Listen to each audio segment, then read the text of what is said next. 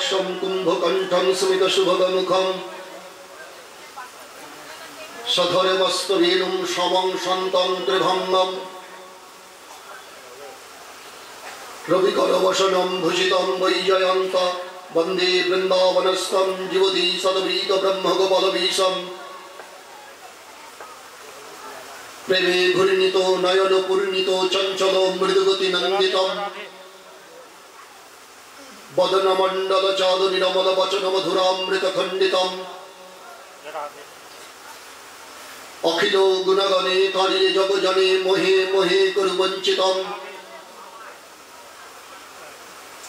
जयति जय वसुधन्व प्रिय देखेशे पदान्तिकम् जय रूपो सनातन भट्ट रघुनाथ श्रीजीव गोपाल भट्ट दास रघुनाथ जय गोसाई करि चरण बंदन जहाँ हईते विघ्ननाश अभीष्ट पुराण इष्टदेव बंदमय गदाधर पंडित श्री गौरांग कीर्तनस्पुरे जहर इंगित इष्ट गोष्ठी सहित महाप्रभुर जय जय सुनिले गौरांग कथा भक्ति लभ्य है सब श्रोता वैष्णवेर करि चरणे नमस्कार सबार पदधूलि दह मस्तके आमार अंगदंघायते गिरिं यत्कृपातमहं वन्दे परमानंद माधवम् पंधुं लंघयते शैलं मुखमवर्तये श्रुतिं यत्कृपातमहं वन्दे श्रीकृष्ण चैतन्येश्वरम् वंशाकल्पतरुभ्यश्च कृपा सिन्धुभ्यैव च पतितानां पावनेभ्यो वैष्णवेभ्यो नमो नमः अज्ञानतिमिरान्धस्य ज्ञानाञ्जनशलाकया चक्षुरुन्मीलितं येन तस्मै श्री गुरवे नमः।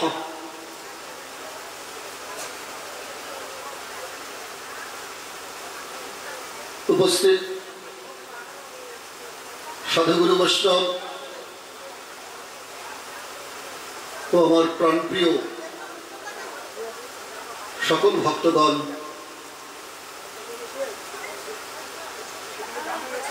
आज द्वितीय दिन আমরা সকলে উপস্থিত হয়েছি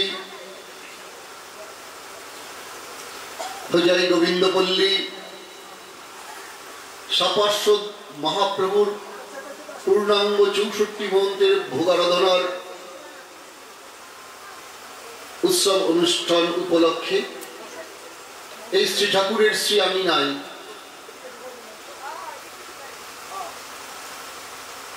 ভাগবত কথা বা হরিকথা আস্বাদন করবার জন্য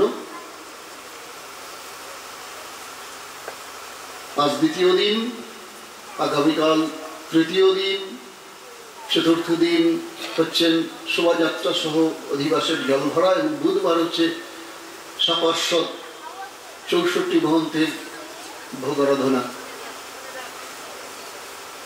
তা হরিকথার আজ দ্বিতীয় দিন। গতকাল আলোচনা প্রসঙ্গে আমরা অগ্রসর হয়েছিলাম ভাগবতের আবির্ভাব বা ভাগবত কি করে এই জগতে নেমে এলেন প্রথম, সেই সম্বন্ধে যৎকিঞ্চিৎ আলোচনা করেছিলাম। আজ শ্রীমদ ভাগবত থেকেই, যেহেতু শ্রীমদ ভাগবত কথা বা হরিকথা, সুতরাং আজ ভাগবত থেকেই আমরা আলোচনা প্রসঙ্গে অগ্রসর হওয়ার চেষ্টা করছি। আপনারা সকলে কৃপা আশীর্বাদ করুন, যাতে আপনাদের কৃপা আশীর্বাদে যৎকিঞ্চিৎ ভাগবতীয় কথা নিবেদন করবার মতো শক্তি বা সাহস পেতে পারি। জয় নিতাই, জয় গৌর, হরে কৃষ্ণ। শ্রী গুরু শ্রী নিতাই গৌর সীতানন্দে হরি হরি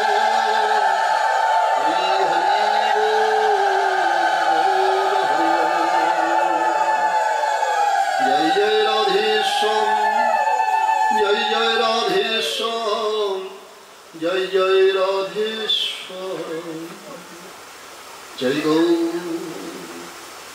জয় গৌর জয় গৌর জয় গৌর।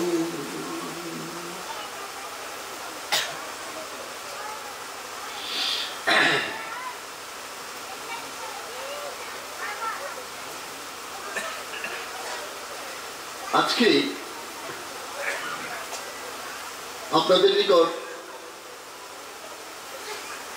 শ্রীমদ্ ভাগবত থেকে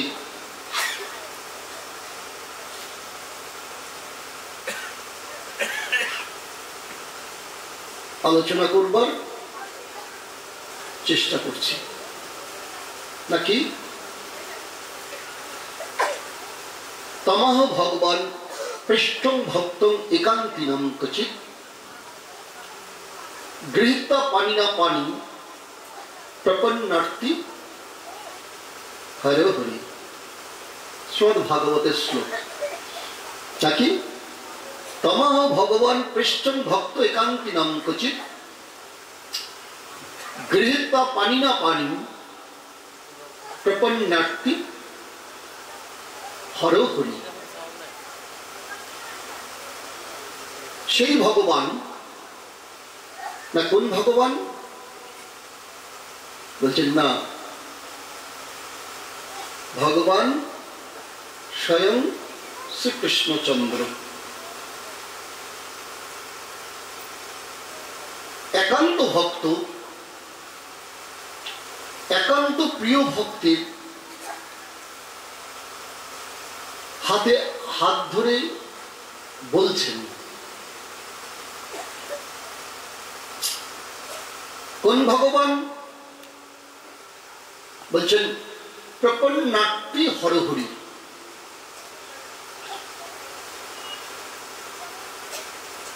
সেই একান্ত ভক্ত,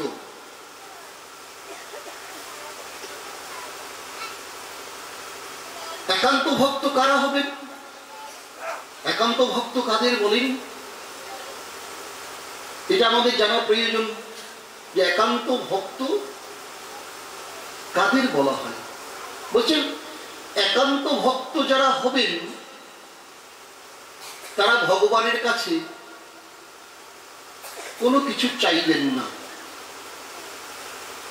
সবকিছুর বিনিময়ে তার প্রয়োজন শ্রীকৃষ্ণ চরণ। অনন্য অভিলাষিতা শূন্যম জ্ঞান কর্ম জনাবৃতম অনুকূল্যেন কৃষ্ণান শিলরম ভক্তি উত্তমঃ। অন্য অভিলাষ ছাড়ি জ্ঞান কর্ম পরিহরি কায় মনে লহরে স্মরণ ঋষিকে গোবিন্দ সেবা না পুজিবে দেবী দেবা এই ভক্তি পরম কারণ। আমাদের খুব সোজা করে ঠাকুর বলছেন,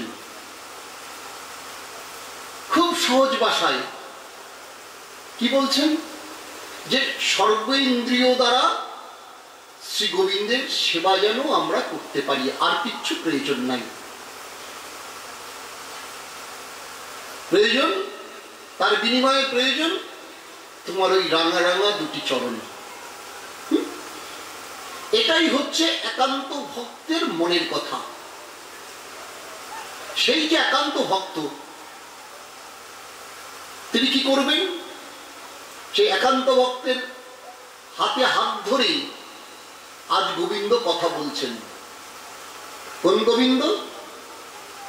প্রপন্নার্থী হরহরি। হ্যাঁ, বিশ্বনাথ চক্রবর্তী টিকায় বলছেন, কি বলেছেন? প্রপন্ন মাত্রস্য অপি আর্তি হর। প্রপন্ন জন মাত্রই যিনি তার আর্তি হরণ করেন, প্রপন্ন জনের বিপদ যিনি নাশ করেন তিনি হচ্ছেন প্রপন্নার্থী হর। হরিশব্দ আমরা পড়ে আসছি। আমাদের প্রশ্ন,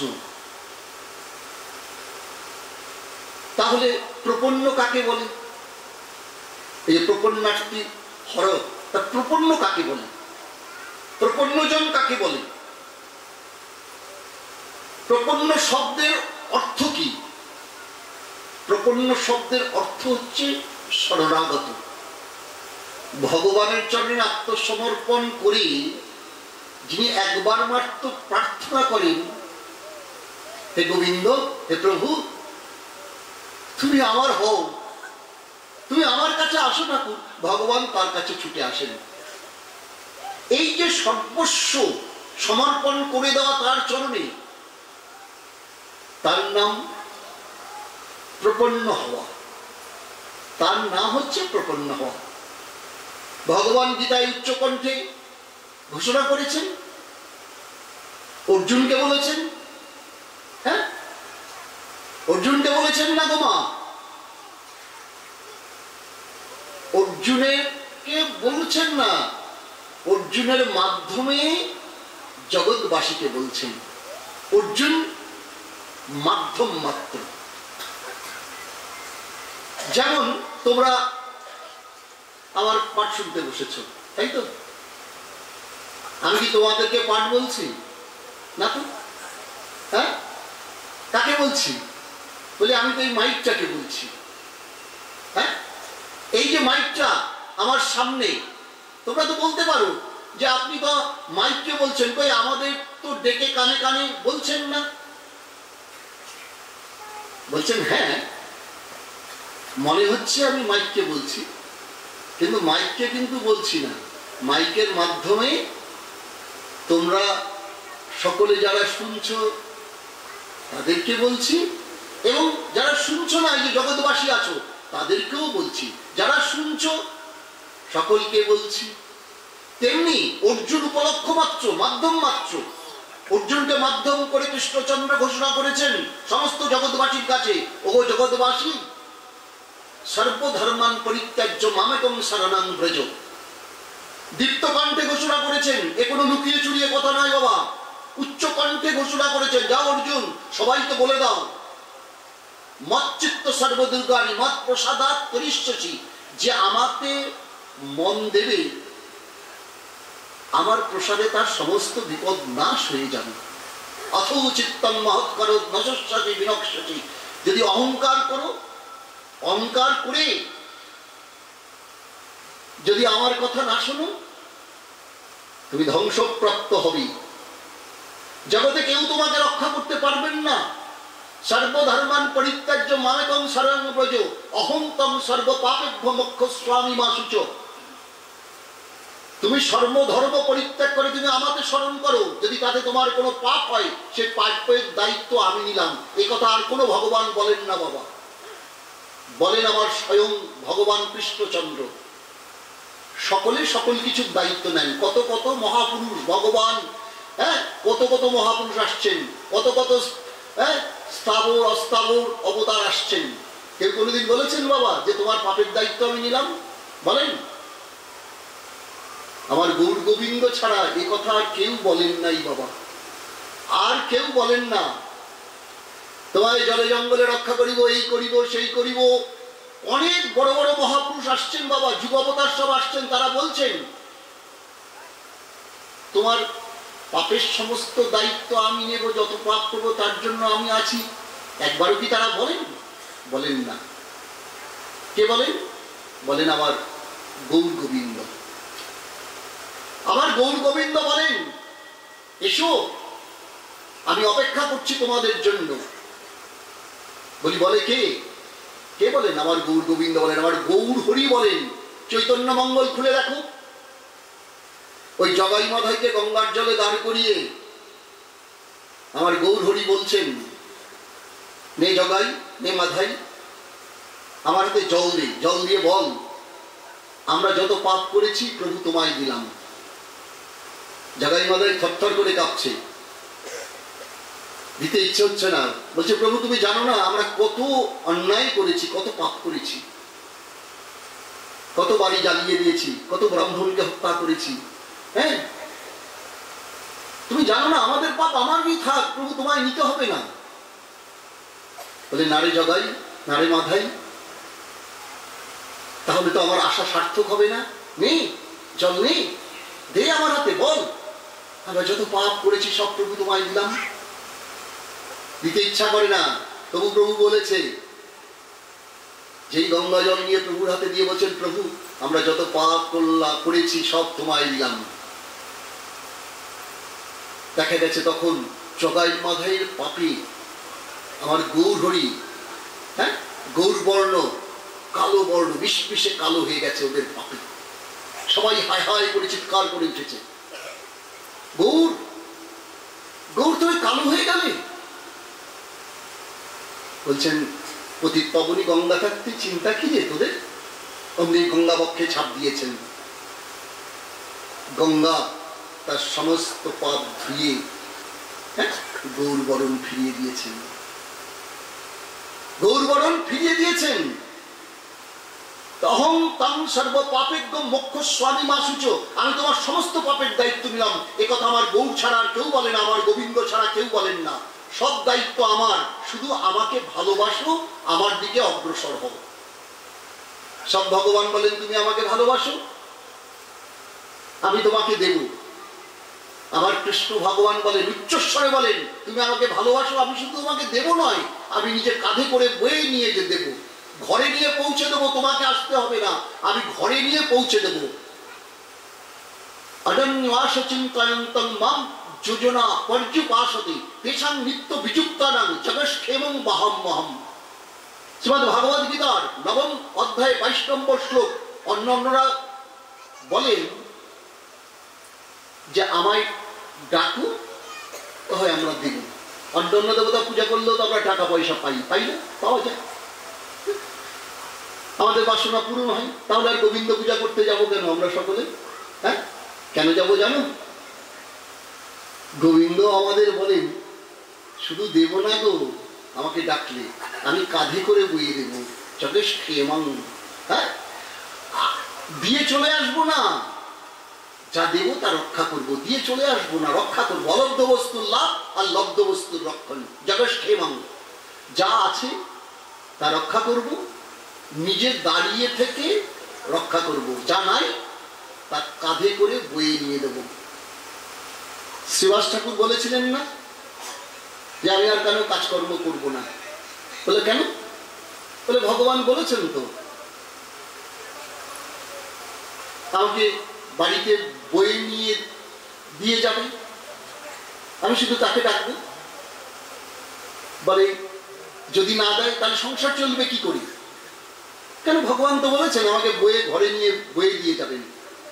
বলে যদি না দেয় 3 দিন দেখব, তারপর এই দেহটা বিসর্জন করে দেব। কেন? প্রভু দিল না বলে? বলে না না না না, যতটা ভালোবাসলে প্রভু দেয় ততটা ভালোবাসতে আমি পারলাম না, এই দেহ দিয়ে আমি ততটা ভালোবাসতে পারি নাই, বলে দেহটা বিসর্জন করে দেব। সচ্যুত প্রভু বলেছেন দেবেই দেবে, সে দেবেই। সচ্যুত, তার চ্যুতি হয় না। তিনি বলছেন তুমি আমাকে স্মরণ করো, অনন্য চিত্ত হয়ে স্মরণ করো, আমি কথা দিচ্ছি তোমার ঘরে নিয়ে পৌঁছে দেব। দাঁড়িয়ে থেকে তোমাকে রক্ষা করব, যাতে তোমার কোনো ক্ষতি না হয়, তা আমি দেখব। তোমার দারোয়ানের কাজ করব। হ্যাঁ, দেখেছো না বলি মহারাজের দারোয়ানের কাজ করেছেন? হ্যাঁ, শুধু দেব না, অলব্ধ বস্তুর লাভ, লব্ধ বস্তুর রক্ষণ। যেটা নাই সেটা আসবে, যেটা আসবে সেটা থাকবে, রক্ষা পাবে। ছোট্ট একটা ঘটনা এই প্রসঙ্গে বলি, আবার মূল গ্রন্থে ফিরে আসবো। একান্ত ভক্ত শরণাগত ভগবানের কিরকম করে রক্ষা করেন, দেখো কিরকম রক্ষা করেন। হ্যাঁ, প্রসিদ্ধ ঘটনা, কাশীর রাজপথ ধরে, তখনও রাত্রির আলো ভালো করে ফোটে নাই, এক সাধু রোজ খঞ্জনি বাজিয়ে কীর্তন করে যান, যেমন আপনারা নিয়ম সভার মাসে যান, রোজ কীর্তন করে যাচ্ছেন, রোজ যান। হঠাৎ একদিন দেখছে পেছন থেকে সাধু বাবাকে কে যেন ডাকছে, ও সাধু বাবা, ও সাধু বাবা। একটু দাঁড়ান। সাধু থমকে দাঁড়িয়েছেন, পেছন দিকে ঘাড় ঘুরিয়ে দেখছেন একটা লোক দৌড়তে দৌড়তে তার দিকে আসছেন। বলছেন, কি হয়েছে বাবা, তুমি আমাকে ডাকছো কেন? বলে, সাধু বাবা, আপনি বলেন না করবেন না, আগে বলেন না করবেন না। বলে, কি? বলে, আমি না একটা জিনিস এনেছি আপনাকে দেবো বলে, বহুদিন আপনাকে খুঁজছি, পাই না, হ্যাঁ আজ পেয়েছি, বলেন আপনি না করবেন না। বলে, কি এনেছিস বেটা? বলে, না আগে বলুন আপনি না করবেন না। বলে সেই বণিক ব্যবসায়ী তার ব্যাগের থেকে একটা স্বর্ণ কোষাকুষি বের করেছিল। বাবা, এটা আপনার জন্য এনেছি। সাধু তো মিচকে হাসলেন, এসে ঝোলাটা ফাঁক করে দিলেন, দিয়ে বলেন, দে, এটার মধ্যে দিয়ে দে। তা বণিক ব্যবসায়ী সেই সাধুর ঝোলার মধ্যে সোনার কোষাকুষিটা দিয়ে দিয়েছেন। হ্যাঁ, সাধু তো আবার আপন মনে কীর্তন করতে করতে চলে যাচ্ছেন। হ্যাঁ, আবার কীর্তন করতে করতে চলে যাচ্ছেন, ভগবানের নাম গাইতে গাইতে। পেছন থেকে একটা লোক গোপের মধ্যে তা দিচ্ছে, বলছে, আজকে তো অনেক টাকা আমার, আজকে তো আমি বিরাট বড় লোক। বলি, কেন? বললো, আমি তো সাধুর বাড়িটা চিনি, সাধু একটা পাতার ঝুপড়ির মধ্যে থাকি, আমি তো কাশীর সব থেকে বড় চোর। সাধু তো জানে না আমি যে এটা দেখে ফেললাম। সাধুর জোলায় যে কোষাকুষিটা পড়লো, সোনার কোষাকুষিটা বিক্রি করলে অনেক টাকা, আজকে তো এটা আমার, কেউ ঠেকাতে পারবে না। দিনটা যা, রাত্রিটা আসুক, তারপরেই হবে চুরি। সন্ধে নামতে নামতেই চোর গিয়ে বনের মধ্যে উপস্থিত। বনের প্রান্তে তো সাধু ওই থাকেন। চোর গিয়ে দেখে সাধুর ঘরে একটা আলো জ্বলছে। তখনও সাধু ঘুমায় নাই। বলে, সন্ধ্যা হয়ে গেছে, সাধু ঘুমায় নাই, আচ্ছা একটু অপেক্ষা করি, সাধু ঘুমাবে তো। একটু পরে চোর দেখছে আস্তে আস্তে আলোটা নিভে গেল। চোর ভাবছে, ও এবার বোধহয় নিশ্চয়ই সাধু ঘুমাবে। ও মা, সাধুর ঘরের দরজাটা খুলছে গো, পাতার তৈরি দরজা খুলছে, পর্ণকুটি। ও, সাধু বোধহয় নদীর পাড়ে যাচ্ছে, এই তো সুযোগ। হ্যাঁ, সাধু বেরোবে আর আমি ঢুকবো। আহ, ভগবান তোমার কত দয়া। চোরও তো ভগবান মানে কি না? হ্যাঁ, সে ডাকাতেরা কালী পূজা করে গেল না? হ্যাঁ, তোমার কত দয়া। সাধু বেরোবে আর আমি সাধুর ঘরে ঢুকবো, বাস ওটা নিয়ে চলে আসবো। ভালো করে চোর লক্ষ্য করে দেখছে, দেখে বলছো, মা সাধু তো নয়, কিন্তু দুটো লোক বেরোলো যে, বাবা অতীতে আসে নাকি সাধুর বাসায় আবার? হ্যাঁ, তো বেশ, লোক দুটো চলে যাক, তারপরেই হবে চুরি। চোর দেখছো, মা লোক দুটো যাচ্ছে না তো, বেরিয়ে দরজার সামনে গুড় গুড় করছে। চোর মনে পড়ছে, হ্যাঁ যাচ্ছে না কেন? ও, এবার বুঝেছি, এ তো অতিথি নয়, এ তো দুটো দারোয়ান, এ তো দুটো দারোয়ান বটে। বাবা, সাধুর তবে অনেক সম্পত্তি বোধ হয়। হ্যাঁ, সব মাটির তলায় না পুঁততে রাখে, না হলে দারোয়ান রাখবে কেন? হ্যাঁ, লোকে ভালো মন্দ দেয়, এটা ওটা দেয়, অনেকেই তো দেয়, আইনা মাটির তলায় পুঁততে রাখে, নাইলে দারোয়ান রাখতে প্রয়োজন। দারোয়ান রাখার প্রয়োজন কি? হ্যাঁ, পাতার কুটি।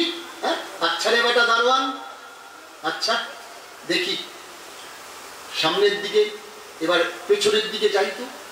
ও মা, ঘরের পেছনের দিকে যেই হামাগুড়ি দিয়ে ঢুকতে যাবে চোর, দেখে দারোয়ান দুটো ঘুরতে ঘুরতে পেছনের দিকে এসে হাজির।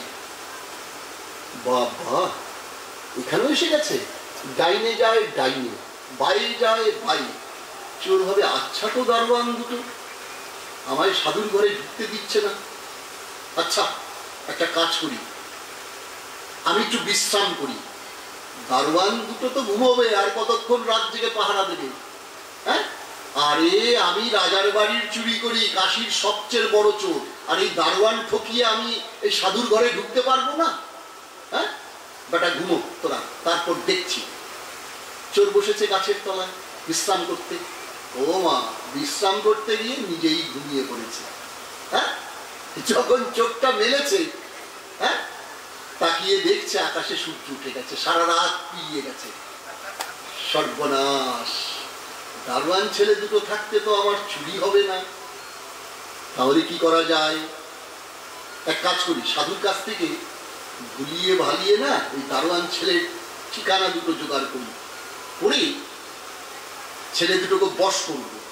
হ্যাঁ, বলবো এই কোষাকুষি পেলে যা টাকা পাবো অর্ধেক তোদের অর্ধেক আমার, শেয়ার আর কি। হ্যাঁ, ব্যাস ছেলে দুটো বশ করতে পারলে দারোয়ান দুটোকে বশ হয়ে যাবে, ব্যাস পাহারা দেবে না, আর আমারও কোনো ব্যাপার নাই, নিয়ে চলে আসবো। কিন্তু দারোয়ান দুটোর ঠিকানা কোথায় পাবো? হ্যাঁ, বলি সাধুর কাছে। এবার চোর গিয়ে ভোরবেলা গিয়ে দাঁড়িয়ে ডাকছে সাধুকে, ও সাধু বাবা, সাধু বাবা, ও সাধু বাবা, আছো নাকি? ঘরে আছো? সাধু বেরিয়ে এসেছেন, এসে বলছেন, কি বাবা? বলে, তুমি আমাকে চেনো?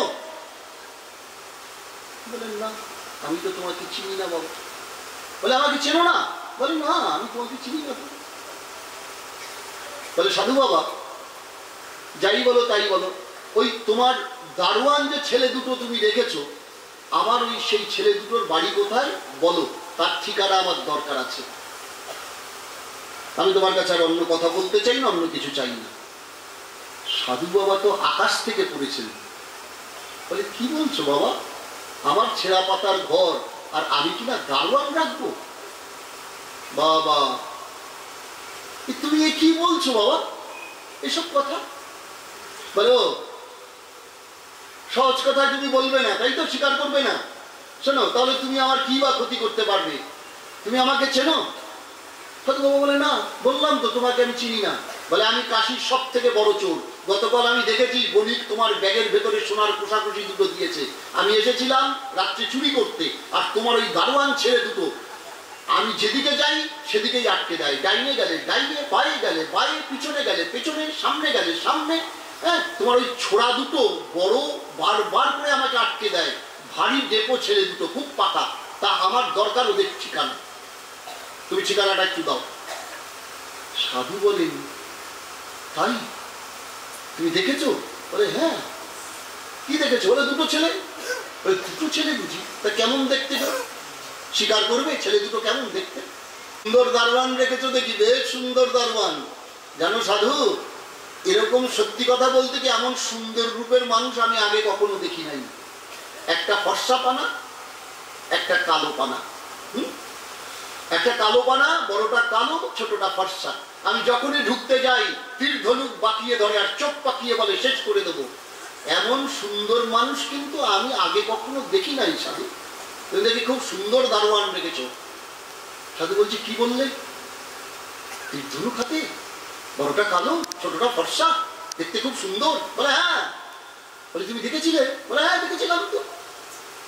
বলে, দাঁড়াও ভাই, আরেকটু মিলিয়ে নি, যদি দেখে থাকো স্বীকার করবে? বলে, হ্যাঁ। বলে, বলো কি বলবে? বলে যে, ভাই, তুমি দারোয়ান দুটোর চরণে নুপুর দেখেছিলে? ওরা কি পায়ে সোনার নুপুর দিয়েছিল? বলে, হ্যাঁ হ্যাঁ হ্যাঁ, দেখেছিলাম, সোনার নুপুর পায়ে দাঁড়িয়েছিল। বলে, বলো তো, ওদের গলায় বৈজয়ন্তীমালা ছিল? কস্তুভমণি ছিল? বলে, হ্যাঁ, দেখেছিলাম। বলো তো, ওদের মাথার চুলগুলি কি ফুল দিয়ে চূড়া করে বাঁধা ছিল? বলে, হ্যাঁ। চন্দনে মাখা ছিল? বলে, হ্যাঁ, চন্দন মেখে দাঁড়িয়েছিল, সারা শরীরে দেখেছিলাম।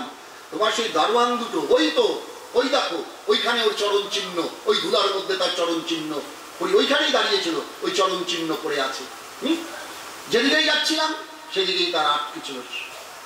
সাধু তাকিয়ে দেখলেন ওই ধুলোর উপরে তখনও দুজোড়া চরণ চিহ্ন ছাপ পড়ে আছে, চরণের চিহ্ন পড়ে আছে।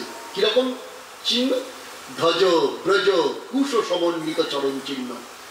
তার উপরে মধুকরেরা সব গুনগুন করে প্রসাদী মধু আস্বাদন করে চলেছেন, চরণ পদ্মের মধু আস্বাদন করে চলেছেন। সাধু আর স্থির থাকতে পারলেন না। হ্যাঁ, তিনি যে ওই চরণ পদ্মের উপর গড়াগড়ি খাচ্ছেন, আর চরণ ধরি সারা অঙ্গে মাখছেন আর হাউল হাউল করে কাঁদছেন। চোর তো মনে মনে ভাবছে এ কেমন সাধুরে, হ্যাঁ, এ কি দারোয়ানের ধুলা অঙ্গে মাখছে, হ্যাঁ, আর দারোয়ানের চরণ চিহ্নের উপর গড়াগড়ি যাচ্ছে, এ কেমন সাধু। সাধু কাঁদতে কাঁদতে উঠে, হ্যাঁ, চোরকে বলছে, চোর চোর তুমি একটু দাঁড়াও, একটু দাঁড়াও বাবা, হ্যাঁ তুমি দাঁড়াও, দাঁড়াও ভাই, আমি একটু ভেতর থেকে আসছি। সাধু ভেতরে ছুটে গিয়ে ওই সোনার কষি কষি দুটো বার করে এনে চোরের হাতে দিয়ে বলছে, তুমি এ দুটো নিয়ে যাও গো সাধু বাবা, তুমি এ দুটো নিয়ে যাও, আমারও তো দরকার নাই। সে কি গো সাধু, আমি চুরি করতে এসেছিলাম আর না চাইতেই তুমি দিয়ে দিচ্ছ যে, হ্যাঁ, নিজে থেকে আমাকে যেচে দিচ্ছ যে কোষাকুষি, সে কি দিয়ে দিচ্ছ কেন? বলে দেখো দিচ্ছি কেন জানো, ও দুটো যতদিন আমার ঘরে থাকবি ততদিন আমার প্রভু রামচন্দ্রের রাত্রে ঘুম হবে না, সারা রাত জেগে জেগে আমাকে পাহারা দেবে। আমার প্রভু রামচন্দ্র আমার লক্ষণ যে সারা রাত জেগে পাহারা দেবে। যে সম্পত্তিতে আমার প্রভুর ঘুমের ব্যাঘাত হয় সে সম্পত্তি আমার প্রয়োজন নাই, আমি ফুলের বিছানা পাতিয়ে দেব, তার উপরে আমার প্রভু আরাম করে ঘুমাবে, এই আমার পরম আনন্দ, আমার সম্পত্তিতে দরকার নাই, তুমি এই দুটো নিয়ে যাও, নিয়ে যাও, নিয়ে যাও। চোর এবার নিজে ওই হাতের কোষাকুষি দুটো ছুঁড়ে ফেলে দিয়ে সাধুর চরণে লুটিয়ে পড়ে বলছেন, বলো তো সাধু তুমি কি পেয়েছো? যা পেলে সোনার কোষাকুষিও তুচ্ছ হয়ে যায়, কি পেয়েছো তুমি বলো সাধু, আমাকে দারোয়ানের ঠিকানাটা বলে দাও, আমাকে সেই দারোয়ানকে পেতেই হবে, পেতেই হবে, বলে দাও সাধু ঠিকানাটা। সাধু আসছেন, হ্যাঁ, বলছেন যাও স্নান করে এসো। স্নান করে এলো, সাধু বসিয়ে তার কানে কানে দীক্ষা প্রদান করলেন, বললেন রাম রাম রাম, হ্যাঁ, নাও তোমার সেই রামচন্দ্রের ঠিকানা তোমায় বলে দিলাম, প্রভু রামের ঠিকানা তোমায় বলে দিলাম, সেই দারোয়ানের ঠিকানা তোমায় বলে দিলাম, তুমি জপ করো, নিশ্চয়ই সে তার তুমি দেখা লাভ করবে। সেই সাধু কে ছিলেন জানো বাবা? এটা শ্রীপাদ তুলসীদাস বাবাজির জীবনের প্রসিদ্ধ নিজের ঘটনা বাবা, প্রসিদ্ধ ঘটনা। মহারাজ তুলসীদাসজির জীবনীতে আমরা দেখেছি, প্রভু বলছেন জগৎ ক্ষেমং বাহাম্মাং, শুধু দিই না, যা দিই তা আমি রক্ষা করি, তা আমি রক্ষা করি, তুমি আমাকে ডাকো আমি রক্ষা করব। অন্যান্য ভগবানরা বলেন তোমরা আমাকে ডাকো আমরা তোমায় দেব, হ্যাঁ, আমরা তোমাদের দেব। আর আমার কৃষ্ণ ভগবান বলেন আমায় ডাকো, আমরা তোমাদেরকে আমার কাছে আসতে হবে না, কি করবো জানো, আমি নিজে কাঁধে করে নিয়ে তোমার ভাঙ্গা ঘরে গিয়ে দাঁড়াবো, যেমন করে আমাকে আদর করবে, যেমন করে আমায় ফুল তুলসী দেবে, তেমনি করেই আমি গ্রহণ করব। আমাকে তোমাকে কষ্ট করে আমার কাছে আসতে হবে না, আমি যাব, হ্যাঁ, তোমার কাছে অনন্য চিত্ত একবারে এক মনে ডেকেই দেখো না, আমি তো কথাই দিচ্ছি, মনে রেখো আমার নাম প্রপন্নার্থী হরহরি, শরণাগতি পালক আমার শ্রী গোবিন্দ, যে তার চরণে শরণ নেবে তাকে তিনি রক্ষা করবেন, করবেন, করবেনই, এটা তার নিত্যকালের ব্রত। তাই গোবিন্দ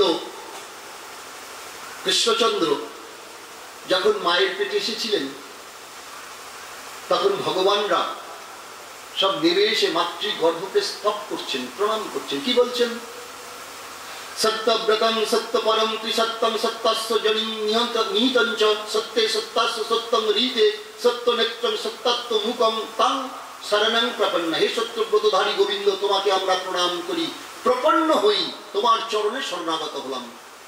সত্যব্রত ধারী, সত্যব্রতং বলি ব্রত তো আমাদের সকলেই করি বাবা, অনেক ব্রত করি, তাই না? কেউ একাদশী ব্রত করি বা অন্যান্য ব্রতাদি বৈষ্ণবদের আছে। বিশেষ করে এই যে একাদশী ব্রত, এটা আবার এটা শুধু বৈষ্ণবদের না, এটা সর্ব সম্প্রদায়ের ব্রত বাবা।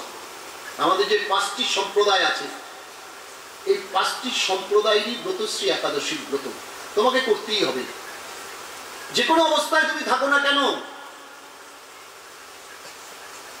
তোমাকে করতেই হবে। হরিতোষণম, হরিকে তুষ্ট করবার ব্রত। হ্যাঁ, যে কোনো অবস্থায় থাকো না কেন, ভগবানকে তুষ্ট করবার জন্য একাদশী ব্রত আমরা সকলেই করব। হ্যাঁ, একাদশী ব্রত করব। আমরা অনেকে বলি কেন বাছা একাদশী করলে হয় না, চারটা নির্জলা, হ্যাঁ চারটে একাদশী। বলছে এমন কোনো কথা শাস্ত্রে বলা নেই যে তুমি চারটে করবো আরগুলি করবা না। চারটে নির্জলা করবো আরগুলি সব জলজলা করবো, কিচ্ছু বলা নেই। এসব শাস্ত্রে এগুলি বলা নাই যে আমি চারটে করবো আরগুলি করবো না, আমি নির্জলা ওই চারটে করবো আরগুলি সব জলজলা, কিচ্ছু বলা নাই। এসব শাস্ত্রে এগুলি বলা নাই যে চারটে শ্রেষ্ঠ একাদশী। বলে না, ওই যে বলে না ভৈমী একাদশী, ওই ভৈমী একাদশী করলেই হয় বা ওটা নির্জলা করতে হয়। আমরা ভৈমী একাদশী নির্জলা করি, বলি কোথায় আছে ভৈমী একাদশী নির্জলা করতে হবে? শাস্ত্রে পেয়েছো? শোনো, যদি কেউ বলে যে ওটা করতে হবে তাহলে বলবে কোথায় পাবো, কোন শাস্ত্রে আছে? আমরা তখনই সেটা মানবো যখনই শাস্ত্র বাক্য হবে। সর্বত্র প্রমাণ দেবে পুরাণ বচন।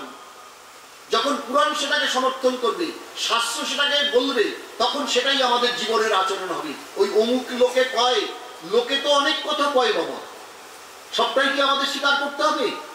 ভৈমী একাদশী এটা ভীমসেন করেছিলেন, তাই এটার নাম ভৈমী একাদশী। যখন পঞ্চপাণ্ডবরা অজ্ঞাতবাসী ভিক্ষা করে যখন খান, ভিক্ষালব্ধ যা অন্ন রান্না হয় তার সব ভীমসেন একাই খেয়ে ফেলে। যুধিষ্ঠির অর্জুন নকুল সহদেবের ভাগ্যে কিছু জোটে না। একদিন যুধিষ্ঠির কৃষ্ণচন্দ্রের কাছে গেছেন, গিয়ে বলছেন প্রভু তোমায় একটা কাজ করতে হবে। বলে কি কাজ? বলে দেখুন আমরা ভিক্ষা করে যা ভিক্ষালব্ধ অন্ন পাই তার সব ভীমসেন একাই খেয়ে ফেলে, ওর খাওয়াটা একটু কমিয়ে দিতে হবে। বলে ও তাই? বলে আচ্ছা ঠিক আছে। পরের দিন কৃষ্ণচন্দ্র এসেছেন, এসে ডেকেছেন মধ্যম পাণ্ডব ভীমসেনকে, বলছেন দাদা আপনাকে একটা কাজ করতে হবে। বলে কি কাজ? বলে একাদশী ব্রত করতে হবে। বলে একাদশী ব্রতে কি করতে হবে? বলে আপনাকে উপবাস থাকতে হবে। তা ভীম বলছে ওরে বাবা আমি পারবো না। বলে কেন? বলে আমি একটু পরে পরে না খাইলে বাঁচি না, আর আমি সারাদিন উপাস থাকুন, কিছুতেই মানে না। তখন কৃষ্ণচন্দ্র বলছেন যে তাহলে কিন্তু এই চিরকালই বনেই থাকতে হবে, ওই রাজ্যপাট কিন্তু আর জয় হবে না, রাজাও কোনোদিন হতে পারবেন না। বলে কেন? বলে যুদ্ধ আসন্ন, কুরুক্ষেত্রের যুদ্ধ আসন্ন, সেই যুদ্ধে আপনি কি টিফিন কৌটায় খাবার নিয়ে যাবেন? যে একটু টিফিন কৌটা থেকে খাবার নিয়ে দুপাক গদা ঘুরিয়ে আবার একটু টিফিন খেয়ে আবার গদা ঘুরাবেন? নাকি আপনাকে টিফিন পিরিয়ড দেবে যে টিফিন খেয়ে আবার যুদ্ধ হবে? সকাল থেকে সন্ধ্যা পর্যন্ত যুদ্ধ হবে। তা উপবাসটা যদি না করতে পারেন, যদি অভ্যাস করতে না পারেন, তাহলে যুদ্ধ করবেন কি করে? তাহলে রাজ্য জয় হবে কি করে? যেই সেন্টিমেন্টে সুশ্রী দিয়ে কথা বলেছেন, অমনি ভীমসেন বলছেন আমি করব আমি, কিন্তু পরের দিন দ্বাদশীর দিন আমাকে প্রচুর খেতে দিতে হবে। বলে আপনি যা চাইবেন দ্বাদশীর দিন আপনাকে প্রচুর প্রচুর খেতে দেবো আমরা। ঠিক আছে, চলে গেছে। ভীমসেন এই একাদশী করেছিলেন, যেটা ভৈমী একাদশী বা ভীম একাদশী আমরা বলি। ভূমি নয়, ভৈমী বা ভীম একাদশী, তাই এটার নাম ভৈমী একাদশী বা ভীম একাদশী। তা দ্বাদশীর দিন প্রচুর পরিমাণে খেতে দিয়েছেন কথা মতো, কিন্তু ভীমসেন খেতে পারলেন না, অল্প একটু খেয়ে উঠে চলে গেলেন।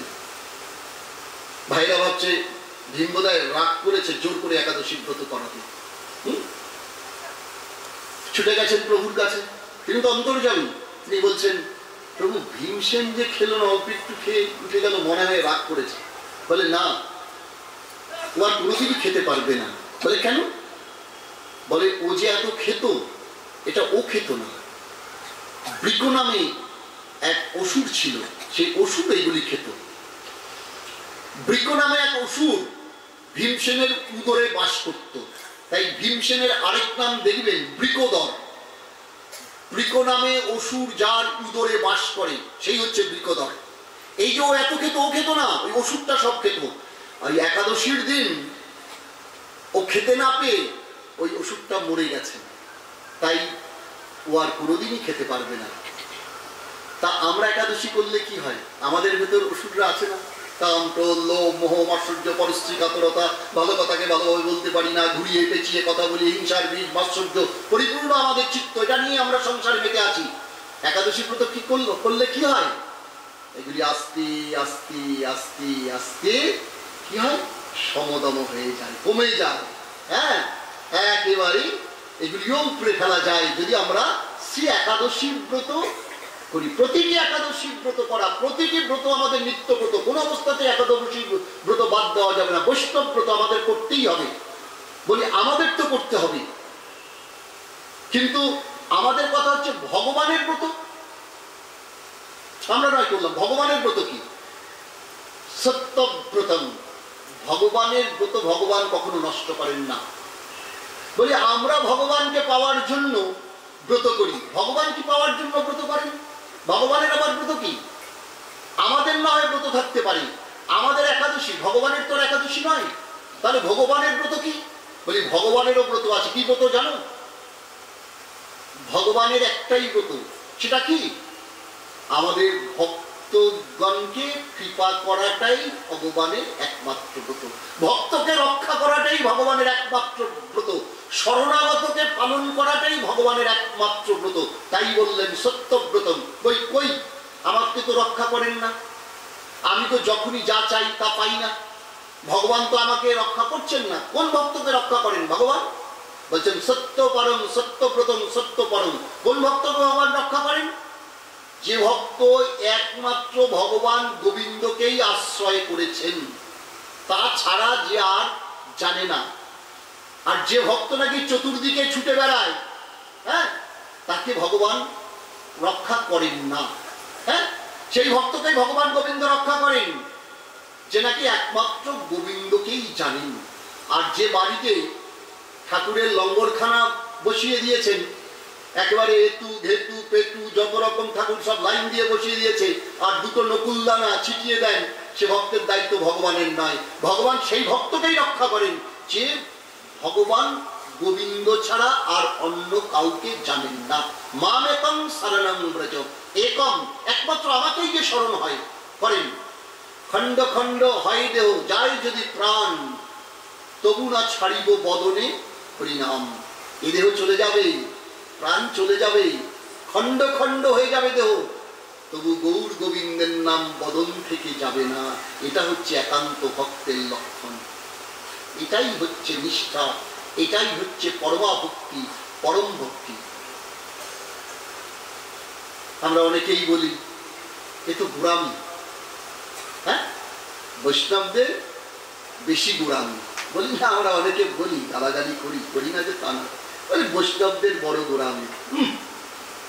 মা কালীর প্রসাদ দিলে ওনারা নেন না, অমুকের প্রসাদ দিলে ওনারা নেন না, বড্ড বেশি গোড়ামি বৈষ্ণবদের। হ্যাঁ, কেন? পূজার প্রসাদ খেলে কি হয় বলে অনেকে। হ্যাঁ, পূজার প্রসাদ খেলে কি হয়? বলে কিছুই হয় না। কিন্তু দেখো, দেবর্ষি নারদ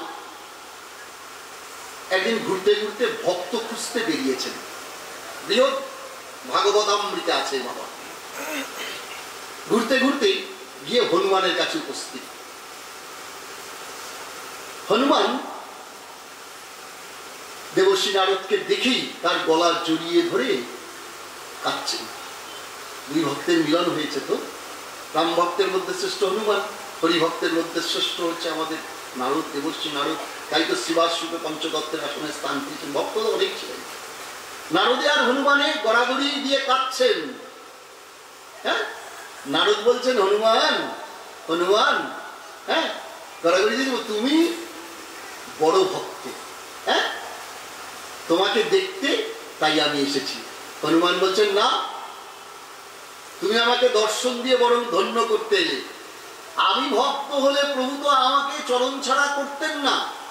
হ্যাঁ, আমি রামচন্দ্রের ভক্ত নই, তাই তো প্রভুর চরণ থেকে অনেক দূরে আমি পড়ে আছি। দেবর্ষি নারদ বলছেন তাহলে বলো তো কে ভক্ত, তাকে দর্শন করতে যাব।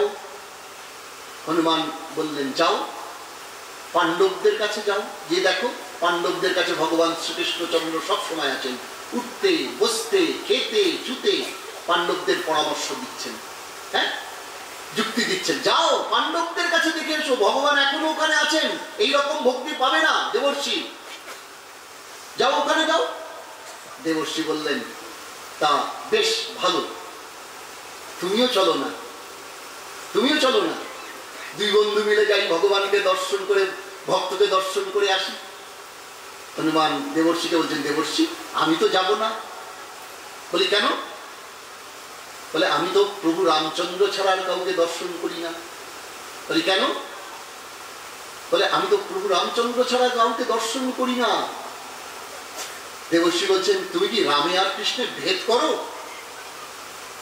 বললেন, না ভেদ করি না, আমি জানি হ্যাঁ রাম আর কৃষ্ণ সমান। শ্রীনাথে জানকী রাধে চাবিদে পরমাত্মনে তথাপি মম সর্বস্ব রাম কমল লোচনে। আমি জানি যিনি শ্রীনাথ তিনি গোবিন্দ, তিনি জানকীনাথ রামচন্দ্র, রামে আর গোবিন্দতে কোনো ভেদ নাই। তবু যদি তুমি জিজ্ঞাসা করো আমি কার দাস, আমি বলবো আমি প্রভু রামচন্দ্রের দাস, আমি আর কারো দাস নই। আমি নিজের বুক চিরে দেখিয়েছিলাম যাতে রাম নাই তা আমি রাখি না, আমার বুকের মধ্যে আমি রাম সীতা দেখিয়েছিলাম, আমি যে রাম ছাড়া আর কাউকে দেখি না দেবর্ষি। বলে তাহলে হনুমান তুমি কি কোনোদিনই যাবে না গোবিন্দের কাছে, ভগবান কৃষ্ণের কাছে যাবে না? বলে হ্যাঁ যাবো, প্রভু যেদিন ডাকবেন সেদিনই আমি যাব। প্রভু যদি আমাকে ডাকেন হনুমান এসো বলে, ছুটে যাবো তার সেবা করতে। বলে তখন যে গিয়ে হনুমান তুমি কৃষ্ণ দেখবে?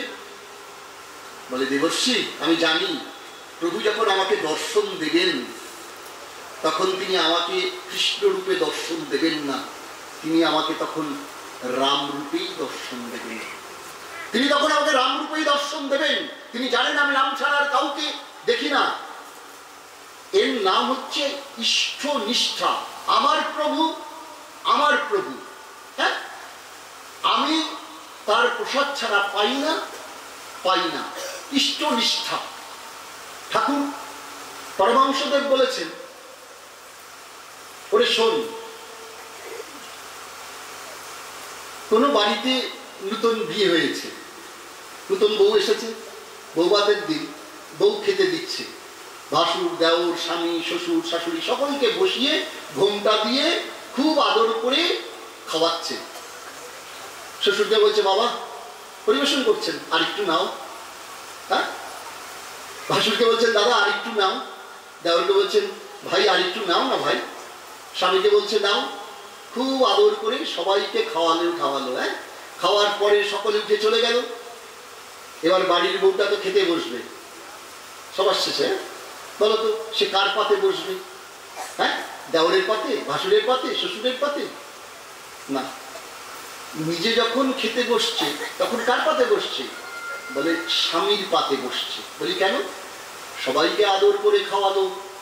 বলে হ্যাঁ সবাই আদরে, কিন্তু স্বামী তো তোর স্বামী, স্বামী তো আর সকলে নয়, স্বামীর সঙ্গে তার যে সম্পর্ক সে সম্পর্ক তো আর কারোর সঙ্গে নয়। তাই খেতে বসছে সে স্বামীর পাতেই খেতে বসছে। যিনি কৃষ্ণ উপাসক প্রসাদ পাবেন তো কৃষ্ণর প্রসাদই পাবেন, অন্য কোনো প্রসাদ গ্রহণ করবেন না। বললেন কোন অবস্থাতে কি গ্রহণ করা যায় না? বললেন করবেন, কালীর প্রসাদও বৈষ্ণবরা পেতে পারেন যদি সেই ভোগ আগে গোবিন্দকে দেওয়া হয়, তারপর গোবিন্দর প্রসাদ এসে মায়ের মন্দিরে ঢোকে, তবে বৈষ্ণবরা পরমানন্দে সেই প্রসাদ গ্রহণ করতে পারবেন বাবা। বলেন এমন হয় নাকি? এমন হয় নাকি? বলে হয়, দেখে এসো পুরীতে জগন্নাথ ক্ষেত্রে শ্রীধাম লীলাচলে দেখে এসো। আগেই জগন্নাথ বলরাম সুভদ্রার ভোগ হচ্ছে, ভোগ হওয়ার পর সেই জগন্নাথের ভোগলে প্রসাদ হয়, সেই প্রসাদ বেরিয়ে আসছে কোথায়? ওই জগন্নাথের ভোগটা বেরিয়ে আসছে পেছনে বিমলা মা আছে, মায়ের ঘরে